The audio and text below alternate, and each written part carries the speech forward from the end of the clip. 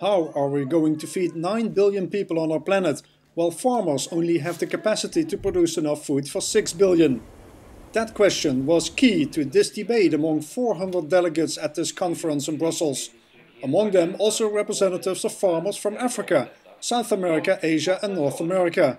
It's important also to involve farmers in the discussion and participation of formulation, elaboration of politics for investment. So farmers have to be able to choose. We see the projections for population growth by 2050. We see the increasing demand for other products from agriculture.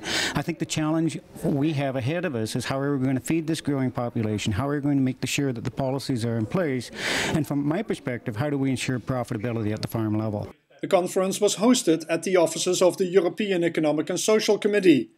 Together with officials from the European Union and the United Nations, the delegates sought to make a recommendation to G20 farm ministers, who will meet at the end of June in Paris. The message is that you need to more focus on the food security. You need to focus on the possibilities for market access for small-scale farmers. You need to focus on the policy coherence.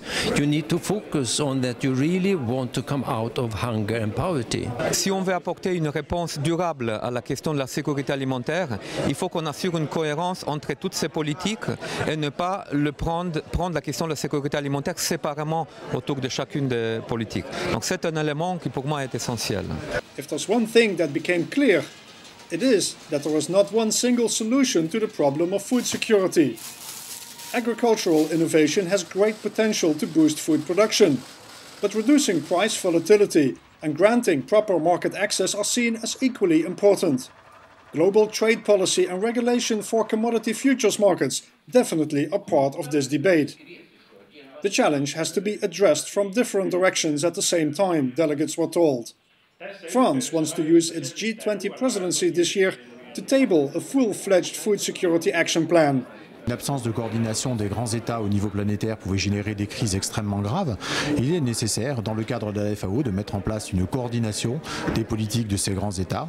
Et ensuite, il va falloir travailler sur les marchés financiers. La financiarisation de l'agriculture est devenue une véritable donnée sur laquelle il faut vivre. Et il faut lutter contre la spéculation.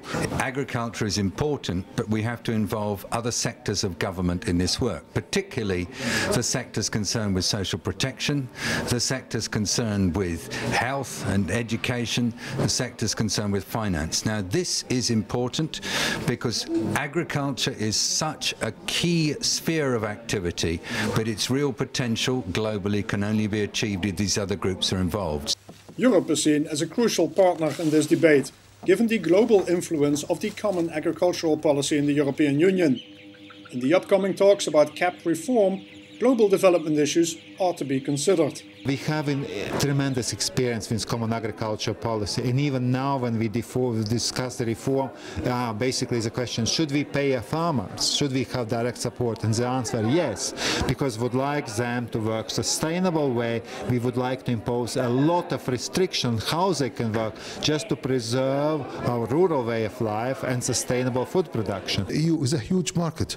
If the European Union can open its market more and more to agriculture exports from the south, that will be a great boost for farmers in developing countries. Let us recognise the way the CAP and Europe more generally is evolving on agriculture is key to the future of food security for our world as a whole.